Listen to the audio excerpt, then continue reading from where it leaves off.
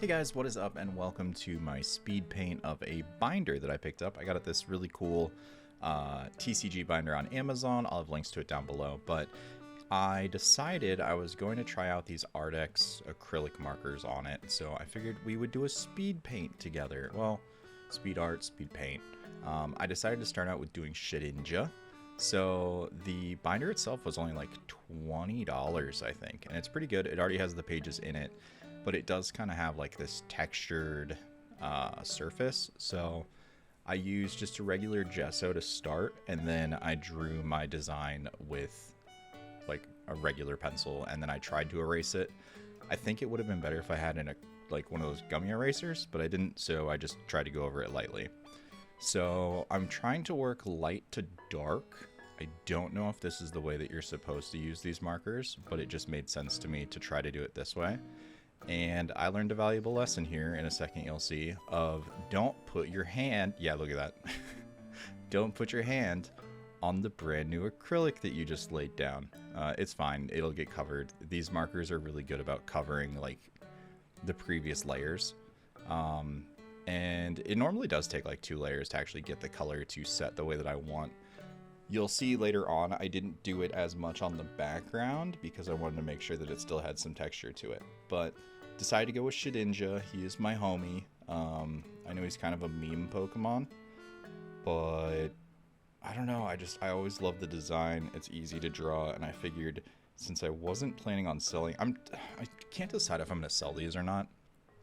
It took me about an hour to actually do this, and I don't know if people would actually be interested in purchasing them, because it would be like $20 for the binder and then whatever the art cost is on top of that, and it's just, I struggled to even charge $2.50 for my stickers, so that's something that I'll have to figure out. But like I said, these are the ARRTX markers. I saw a couple other content creators making videos with them, and I got baited into buying them. And to be honest, they're great, actually. They have pretty good coverage. The only thing I noticed is the white does take a couple layers to cover, but I feel like that's so minuscule. That's pretty much every marker you ever work with is going to be like that.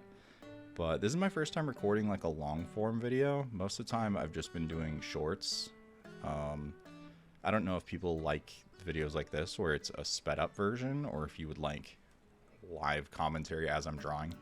It's just when I'm drawing, it's like I'm so focused on what I'm actually doing that I notice your boy isn't really yapping, but that's okay. So these are the cream colors. You are kind of limited with what colors you have, but I figured it would be best to put down all the base coats first.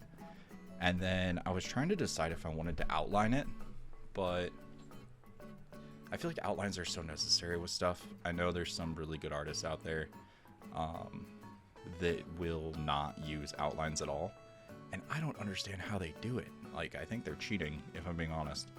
So we are going to be outlining this. I tried to do shadows with this secondary color, and then I realized it was the same color I was using on the rest of the body. So this is me trying to find the color I wanted.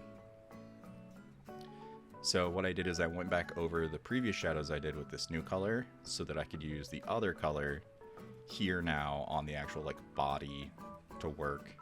There is a little bit of blending if you're working fast enough, but if you let, I mean, they dry super quick. You can also just paint over the top of the existing ones.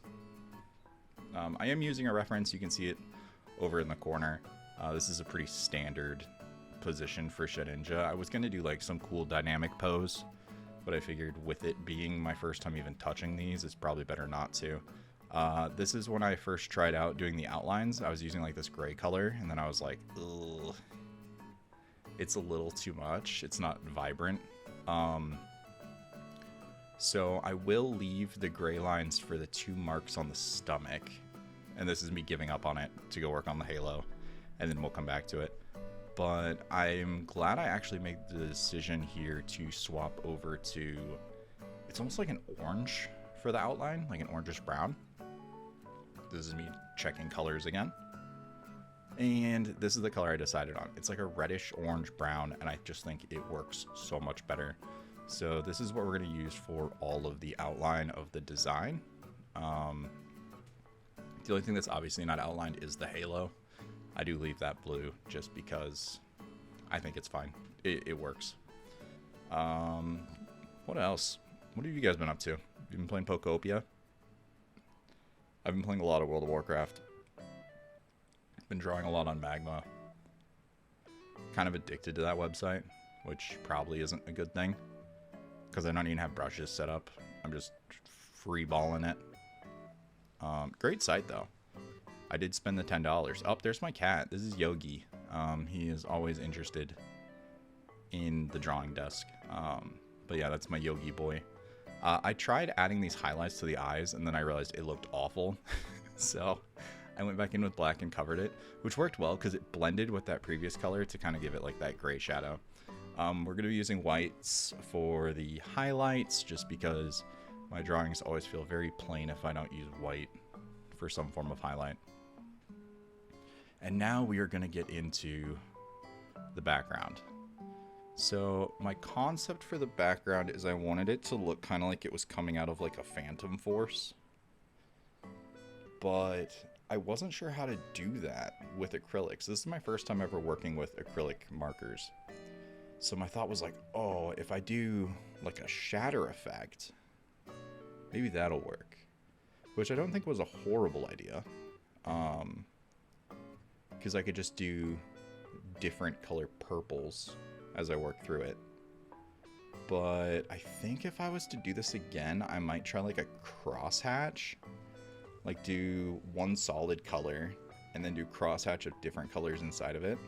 So we started with like a light lavender, now I'm adding more of like a pinky purple to it. And then I think later on I actually even work into like blues, because I was like, this is just, it's not there. But you do get a pretty cool like shattered glass effect. And I probably should have done a second layer on some of the purples, just because you can kind of see the streaks of it. But my thought was it's supposed to be like a shadowy phantom, like, you know, it maybe should be a little opaque. And a bit more. Now we're actually into like the purplish blue. And it's kind of starting to feel like a puzzle piece, like puzzle pieces, which, I mean, that's fine, I guess. It's not the end of the world. This is, like I said, this is my personal one. This is the first one that I've ever done, so I'm not expecting it to be the coolest thing that anyone has ever seen. I learned a lot.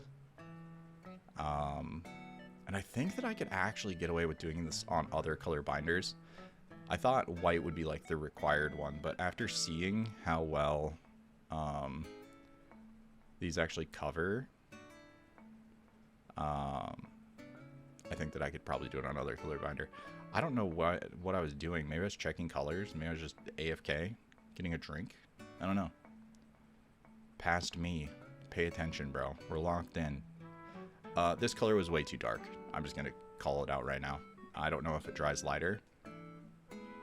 But holy, that is a jump in color. But it's fine. It works.